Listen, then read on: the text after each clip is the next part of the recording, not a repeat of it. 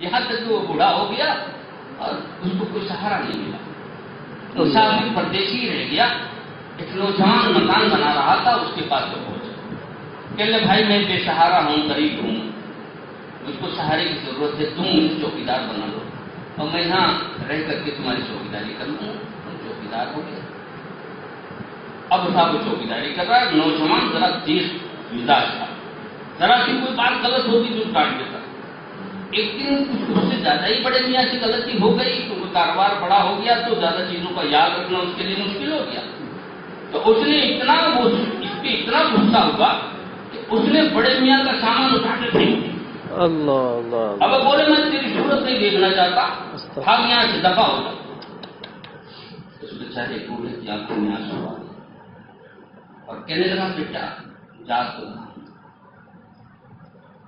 لیکن میں ایسا نہیں تھا۔ کیسے ارے بہت مالدار گھرانے کا ہوں، یہ تو میرا قبیلہ یہاں آیا اور آنے کے بعد مجھ کو میں بچھڑ گیا اپنے قبیلے سے، اپنے گھرانے سے، اور آج تک مجھے میرا قبیلہ نہیں ملا اور میں ٹھوکریں کھا رہا ہوں، یہاں تک کہ بوڑھا ہو گیا۔ اس نوجوان نے پوچھا تمہارا نام کیا؟ کہ میرا نام۔ اب تو اس کے قدموں پہ پڑ گیا، جب نام اس نے سنا تو کہنے لگا یار تم تو میرے ماموں ہو، اور میری ماں اس نام کو رٹتے رٹتے یاد کرتے کرتے آج دنیا سے چلی گئی کہ میرا وہ ایک نوجوان بھائی تھا اور خاندان سے بچھڑ گیا، خدا جانے کہاں ہوگا۔ اللہ اللہ، تو جب تک اس کی حقیقت سے وہ واقف نہیں تھا اس کو بھگا رہا تھا، آپ جایا سے صورت نہیں دیکھنا چاہتا، اور جب حقیقت سے واقف ہو گیا تب اس کے پاؤں پہ پڑ گیا اور کہنے لگا بھائی یہ تمہارا۔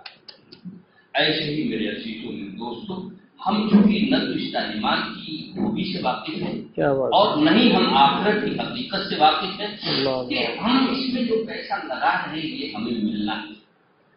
یہ قرآن جو بچے پڑھ رہے ہیں، یہ قرآن کو قبر نہیں حقیقت ان کا ساتھ ہے۔ قبر میں تو منکر نکیر آئے گا تب بھی یہ جواب بتائے گا، اللہ اللہ اللہ، اور وہ جائے گا نہیں کہیں سے، وہ تو نورانی شکل میں وہاں موجود ہو۔ اس لیے اگر حافظ نہیں ہم تو قرآن پڑھنے کا کم سے کم تلاوت کا معمول ہمارا ہو جانا چاہیے۔ اور آپ سے ایک بات صرف حاصل کے طور پہ، کیونکہ بات بہت لمبی ہو جائے گی گفتگو کروں تو صرف ایک بات کی میں اپنی بات ختم کر دوں کہ حضرت حسن بصری، اور یہ چاہتا ہوں کہ آپ بھی اور ہم سب بھی اس کو اپنی زندگی میں اپنی زندگی میں لے آئیں انشاءاللہ۔ حضرت حسن بصری رحمۃ اللہ علیہ کے پاس ایک شخص آیا اور بولا حضرت میں گنہگار ہوں، دعا کر دیجیے اللہ سے کہ میری مغفرت ہو جائے۔ تو ہم سب گنہگار ہیں آمین اللہم، اور ہم سب مغفرت کے متمنی ہیں، ضرورت مند ہیں۔ تو آپ نے فرمایا جاؤ استغفار کرو۔ ایک دوسرا آدمی آیا، کہنے لگا حضرت میں بہت غریب ہوں، آپ دعا فرما دیجیے کہ میں بہت مالدار ہوں۔ مالدار ہر آدمی ہونا چاہتا ہے، ایسی تو بات نہیں۔ اب کوئی گناہ ہے نا، ہر آدمی کی دل کی خواہش ہے کوئی مالدار ہو جاؤں اور اس مالداری کے چکر میں آخرتی کو بھول جاتا اللہ ہے نا، کیونکہ اس کی حقیقت سے ہم واقف نہیں۔ تو فرمایا اس سے بھی جاؤ استغفار۔ ایک تیسرا آدمی آیا، کہنے لگا حضرت میرے کھیت کے باغات ہیں، اس میں پھل زیادہ نہیں آتے، آپ دعا فرما دیں کہ اس میں پھل کثرت سے آئے۔ آپ نے فرمایا جاؤ استغفار۔ اللہ اللہ۔ تیسرا آدمی چوتھا آدمی آیا، کہنے لگا حضرت میں صاحب اولاد نہیں ہوں، دعا فرما دیں کہ مجھے اللہ تعالیٰ اولاد عطا فرما۔ فرمایا کہ جاؤ استغفار کرو۔ ایک شخص سننا، وہ آیا حضرت حسن بصری رحمۃ اللہ علیہ کے پاس، کہنے لگا آپ کو ایک ہی نسخہ معلوم ہے، ساری بیماریوں کا نسخہ ایک ہی آپ کو ملا ہے کیا؟ اللہ اللہ۔ وہ آیا کہنے لگا غریب گنہگار ہو تو آپ نے کہا استغفار کرو، وہ کہا غریب ہوں تو کہا استغفار کرو، وہ بولا کھیت میں پھل زیادہ نہیں ہے تو بولے استغفار کرو، کہتا میرے اولاد نہیں ہے تو بولے استغفار کرو، ایک ہی نسخہ۔ میں تھوڑا کہہ رہا ہوں حضرت نوح نے اپنی قوم کو خطاب کرتے ہوئے قرآن نے کہا تھا یہ تو قرآن کا نسخہ بتا رہا ہوں، رب کا نسخہ بتا رہا ہوں، ایمان کے ساتھ ہمارا یقین اس میں بن جائے، ایمانداری کی بات ساری چیزیں حاصل ہو جائیں گی۔ اور فرمایا اللہ سے مغفرت طلب کرو، وہ بہت معاف کرنے والا ہے۔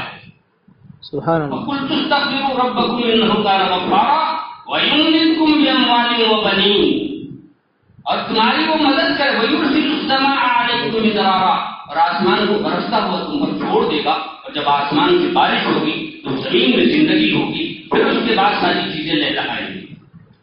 وَيُمْدِدْكُمْ بِأَمْوَالٍ وَبَنِينَ، اور تمہاری مدد کرے گا مال سے اور اولاد سے، مال بھی دے گا اولاد بھی دے گا۔ وَيُمْدِدْكُمْ بِأَمْوَالٍ وَبَنِينَ وَيَجْعَلْ لَكُمْ جَنَّاتٍ وَيَجْعَلْ لَكُمْ أَنْهَارًا، اور تمہارے لیے باغات اور نہریں بنائے گا۔ میں نہیں کہتا، اللہ قرآن کی آیت ہے۔ اللہ میرے عزیزوں، میرے بزرگوں، میرے عزیز استغفار کی کثرت، یہ ایک ایسی دعا ہے استغفار استغفر اللہ الذی لا الہ الا هو الحی القیوم واتوب الیہ، استغفر اللہ ربی من کل ذنب واتوب الیہ، سب کو یاد ہے۔ استغفر اللہ العظیم الذی لا کوئی الہ بھی الا دعا هو استغفار واتوب یہ دعا سب کو یاد ہوگی، اور اس کے لیے کوئی محنت کی ضرورت نہیں ہے، کسی مصیبت کی مشقت اٹھانے کی ضرورت نہیں ہے، وضو کی ضرورت نہیں ہے، غسل کی ضرورت نہیں ہے، چلتے پھرتے اس کا معمول بنا لیں، اللہ سے دعا کریں کہ ہم سب کو، اگر ہم یہ نعمتیں دنیا میں چاہتے ہیں، فراخی چاہتے ہیں، اولاد چاہتے ہیں، مال چاہتے ہیں، اور اپنے رب سے مغفرت چاہتے ہیں، تو پھر ہم اسے اپنی زندگی میں معمول بنا لیں۔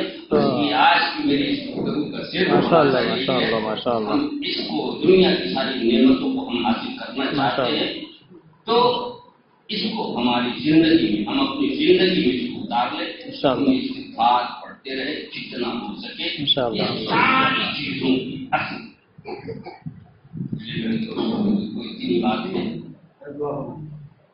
اللہ تعالیٰ ہم سب کو عمل کی توفیق عطا فرمائے۔ آمین۔ اللهم صل على سيدنا